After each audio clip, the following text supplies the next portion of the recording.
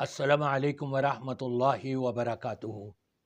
الحمدللہ رب العالمین والعاقبۃ للمتقین والصلاة والسلام علی اشرف الانبیاء والمرسلین۔ نبی پاک صلی اللہ علیہ وسلم نے ہمیں یہ بتا دیا تھا آج سے 1500 سال قبل، الکفر ملت واحدہ، اسلام کے علاوہ جتنے بھی مذاہب ہیں یہ اہل کفر، یہ سب کے سب ایک ہیں مسلمانوں کے مقابلے میں، مسلمانوں کے خلاف۔ کبھی مسلمانوں کی ایک انداز سے حمایت کرتے ہوئے اندرون خانہ انہی کے خلاف سازشیں کر رہے ہوں گے۔ اس چیز کو آج کے مسلمانوں اور مسلمان حکمرانوں نے سمجھنا ہے۔ ٹرمپ کے ساتھ جو ملاقاتیں ہوئی ہیں بعض اسلامی ممالک کے سربراہان کی، یہ شیاطین ہیں، اہل کفر، اور وعدے کچھ کرتے ہیں اور کرتے کچھ اور ہیں۔ مسلمانوں کا جو خون فلسطین کے اندر بہایا گیا ہے، کیا اس میں امریکہ کا ہاتھ نہیں ہے؟ ٹرمپ کی امداد نہیں ہے اس میں؟ یقیناً یہ ملوث ہے امریکہ۔ آج بھی یہ سوچ لیں، اسلامی ممالک کے حکمران اس طرف توجہ کریں کہ کہیں کسی معاملے میں یہ ہم کو دھوکے میں تو نہیں رکھ رہا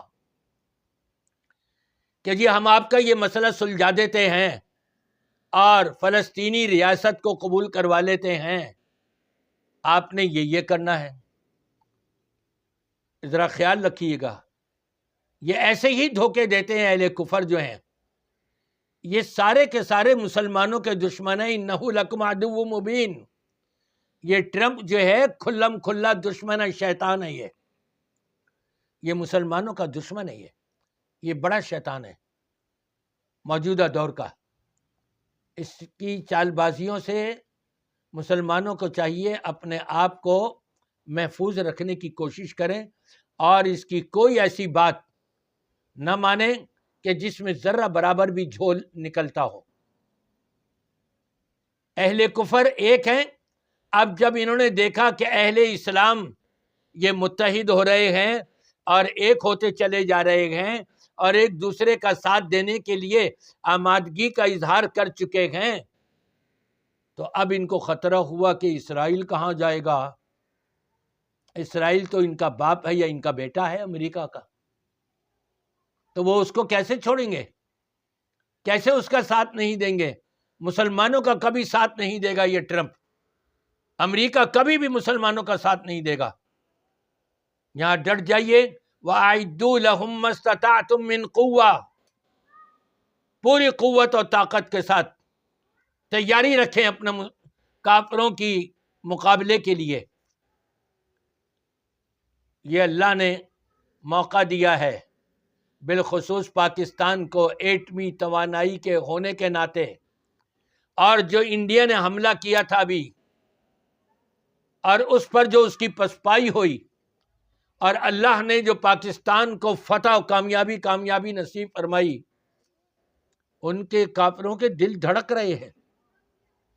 اگر یہ سب مسلمان ایک ہو گئے تو میاں ہمارا کیا بنے گا؟ اس لیے بڑی سے بڑی چال بازیاں کھیلنے کی کوشش کریں گے۔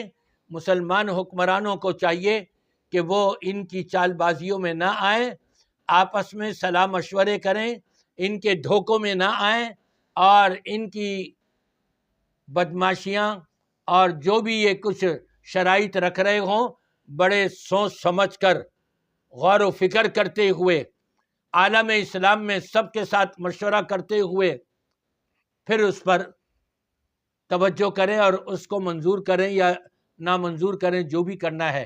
لیکن الحق یعلو ولا یعلی علیہ، حق ہمیشہ بلند ہو کر کے رہے گا۔ اسلامی ممالک کے سربراہان کی آواز بلند ہونی چاہیے، دبنا نہیں چاہیے۔ امریکہ یا ٹرمپ وغیرہ جو بھی ہیں، اسرائیلیوں سے کسی سے دبنا نہیں چاہیے۔ صرف اللہ کا ڈر اور خوف ہو، اللہ سے دبے ہوئے ہوں، اس سے رابطہ قائم ہو، ان تنصر اللہ ینصرکم ویثبت اقدامکم، تم اگر دین کی نصرت کے لیے گویا کے میدان میں آؤ گے تو اللہ تعالیٰ تمہاری مدد کرے گا، تمہاری ہیلپ کرے گا، جیسے انڈیا اور پاکستان کی حالیہ جنگ میں رب العالمین نے پاکستان کی مدد فرمائی۔